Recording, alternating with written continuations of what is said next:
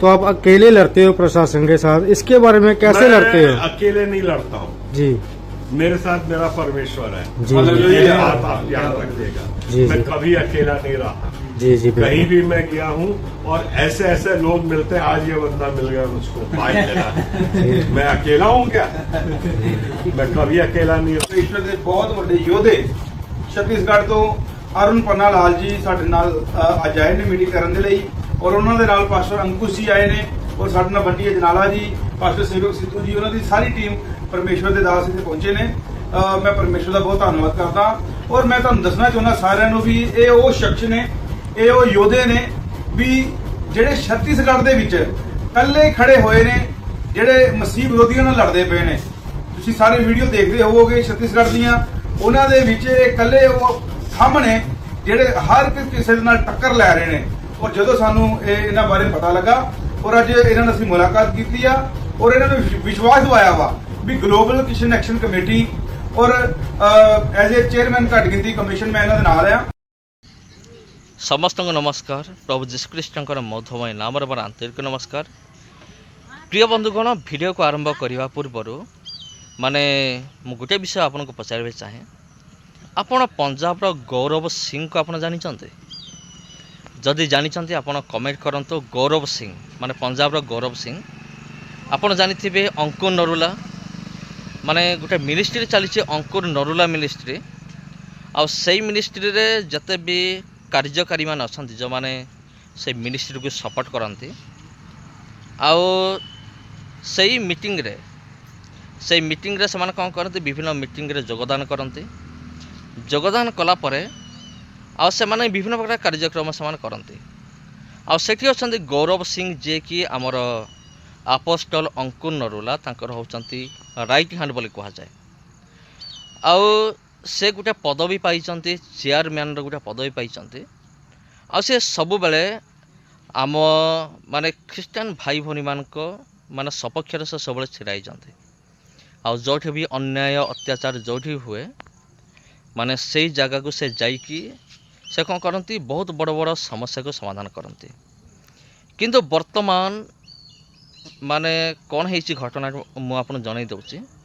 आपड़ जानी वर्तमान छत्तीसगढ़ में कौ भाव में परिस्थिति वर्तमान चली माने कौ भाव में चर्च उपर आटाक हो गोटे गोटे चर्च उपर। आउ किसी दिन पूर्वर मुझे माने किसी दिन पूर्वर मुझे छत्तीसगढ़ से जाना पाइली जे सेठाकर जो विरोधी मान अच्छा से प्रतिदिन गोटे गोटे चर्च को टार्गेट करती। प्रतिदिन से गोटे गोटे पास्टर को से टार्गेट करती। तबे प्रिय बंधुगण आउ से निमंते आमर आउ जन वकिल अच्छा ख्रीस्टान वकिल पन्नालाल अरुण पन्नालाल जी आउ सीए माने जाइथिले माने किसी दिन पूर्वर गौरव सिंह पाखु जाइकी सब कथा कहला पर गौरव सिंह आगे आसचंती माने आमर ख्रीस्टान भाई भनी मान से साहाय्य करेंगे सहयोग करेंगे। तबे यहाँ हूँ सबुठारु बड़ खुशीर खबर अटे जेहेतु माने गोटे सपोर्ट मिलूँ गोटे साहाय्य मिलूँ माने से जहाँ भी हो आमर लोक माने भी उच्च उच्च आसन रे बसिबा दरकार। यहाँ मोर चिंताधारा अनेक लोक मानकर चिंताधारा भी सेमती आसन रे बसिबा दरकार। जदि आम लोक माने उच्च उच्च आसन रे बसिबे तेबे से माने निश्चित भाव में आमको सपोर्ट करेंगे जोटा कि गौरव सिंह करने जाऊँच। वर्तमान चिंता बढ़िलानी ख्रीस्टियान विरोधी मानकर माने वर्तमान कौन है अनेक जगार देखा मिली जे गौरव सिंह माने असंभव कार्यगुड़िक संभव करिसंती। वर्तमान बैंड बाजिब ख्रीस्टियान विरोधी मानकर बाजिब एमती सेमती नहीं भल कि बैंड बाजिब। आउ सेमाने जो बिना कारण चर्च को पशि आसुचंती आक्रमण कर दउचंती माने सब भंगा रोजा कर दउचंती माने भावुचंती जे आमे हो सबुठ उपरे आमे आईन ठारू भी आहुरी उपरे माने आमको कहवा वाला आमको आउ केही नहांती। आउ सेथिपय समाने कोन करूचंती एई साहस नहीं कि समाने भंगारुजा करती माने अन्याय अत्याचार करती। आ समाने भी जानती जे बीजेपी सरकार तांको सपक्षर अछि तेणु समानकर किछि हेब नाही।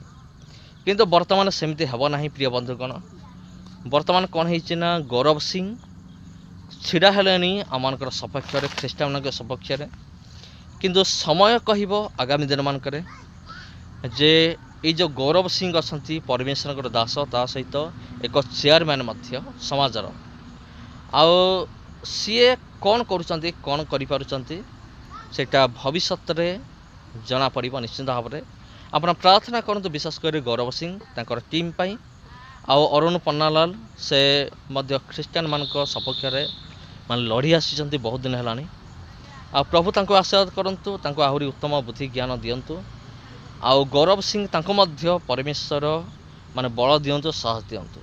नमस्कार प्रिय बंधुगण आ वीडियो केमती लगे कमेंट करेंगे वीडियो जदि भल लगी था शेयर करेंगे आउ चैनल को जदि प्रथम थर आछंती सब्सक्राइब करेंगे। धन्यवाद। आपके अल्पसंख्यक आयोग के अध्यक्ष श्री जितेंद्र गौरव मसीह से छत्तीसगढ़ क्रिश्चियन फोरम के राष्ट्रीय अध्यक्ष अरुण पन्नालाल ने भेंट मुलाकात की है। इस दौरान दोनों ने अपने विचार साझा किए हैं। इस बैठक के बाद में पंजाब के अल्पसंख्यक आयोग के अध्यक्ष जितेंद्र गौरव मसीह ने आश्वासन दिया है कि पंजाब का हर मसीही जन छत्तीसगढ़ में प्रताड़ित हो रहे मसीहियों के साथ है। उन्होंने कहा कि ये सिर्फ मौखिक आश्वासन नहीं है, वे खुद छत्तीसगढ़ आ रहे हैं। पंजाब के पास्टर्स का दल भी छत्तीसगढ़ के दौरे पर रहेगा और जमीनी स्तर पर मसीहियों की मदद भी करेगा। चेयरमैन साहब जी अरुण पन्नालाल जी आए ने छत्तीसगढ़ तो पंजाब दे विच की कहना चाहते हो इस बारे? सो सारे मेरे वालों जैमसी दी मैं परमेश्वर का बहुत बहुत धन्यवाद करदा कि परमेश्वर के बहुत बड़े योधे छत्तीसगढ़ तो अरुण पन्नालाल जी साडे नाल अज आए ने मीटिंग करन दे लई और उन्होंने नाल पास्टर अंकुश जी आए ने और साडे नाल बंटी अजनाला जी पास्टर सेवक सिद्धू जी उन्होंने सारी टीम परमेश्वर के दास इत्थे पहुंचे ने। मैं परमेश्वर का बहुत धन्यवाद करदा और मैं तुहानूं दसना चाहुंदा सारिआं नूं भी ये वो शख्स ने ये वो योधे ने भी जिहड़े छत्तीसगढ़ दे विच कल्ले खड़े होए ने जिहड़े मसीह विरोधियों नाल लड़दे पे ने। तुसीं सारे वीडियो देखदे होवोगे छत्तीसगढ़ दीआं उन्हां दे विच कल्ले वो थंम ने जिहड़े हर किसी नाल टक्कर लै रहे ने। और जदों सानू इन्हां बारे पता लगा और अज इन्हां नाल असीं मुलाकात कीती आ और इन्हां नूं विश्वास दिवाया वा भी ग्लोबल क्रिश्चियन एक्शन कमेटी और एज ए चेयरमैन घट गिनती कमीशन मैं इन्हां दे नाल आ और मैं सेंटर सरकार दे नाल गल करके सेंटर दे जिहड़े साडे मिनोरिटी कमीशन दे चेयरमैन ने श्री इकबाल सिंह लालपुरा जी उन्हां नाल गल करके और इन्हां दे बारे में लिखांगा भी सेंटर सरकार नूं भी जो साडे छत्तीसगढ़ दे विच भैण भरावां नाल वधीकी हो रही है और बर्दाश्तयोग नहीं है। हुण पंजाब तो जिहड़े आ साडी जिहड़े भैण भरा वा असीं उठांगे उठ के इन्हां दी मदद करांगे जिहड़े छत्तीसगढ़ च जिन्हां नूं मारिया जा रहा है कुटिया जा रहा है। पंजाब तो हुण एक आवाज़ उठेगी इन्हां दे नाल असीं खड़े होवांगे और जिहड़ी भी कोई दिक्कतां परेशानियां इन्हां नूं आ रहीआं वा उन्हां दे नाल इकल्ले जूझ रहे ने हुण इन्हां नूं कल्लिआं नहीं छड्डिआ जाऊगा। इन्हां दे नाल खड़ के इन्हां दी मदद सहायता की जाएगी। सो मैं चाहुंदा भी तुसीं सारे साडे लई प्रार्थना करो भी असीं छत्तीसगढ़ दे विच साडे जिहड़े भैण भरा वा उन्हां दी भी मदद सहायता कर सकीए। सो सारे मेरे लोग जैमसी दी धन्यवाद। सो मैं हिंदी में पन्नालाल जी से भी पूछना चाहूंगा, सर क्या कहना चाहते हो आप? मैं ये कहना चाहता हूँ कि छत्तीसगढ़ को सबसे बड़ा दर्द हमको ये है कि हमारे चर्च को बंद कराया जा रहा है। अभी पिछले संडे को 140 चर्च बंद हुए और वो भी गैर कानूनी तरीके से और हमारे ऊपर कोई हमारा मदद करने वाला नहीं।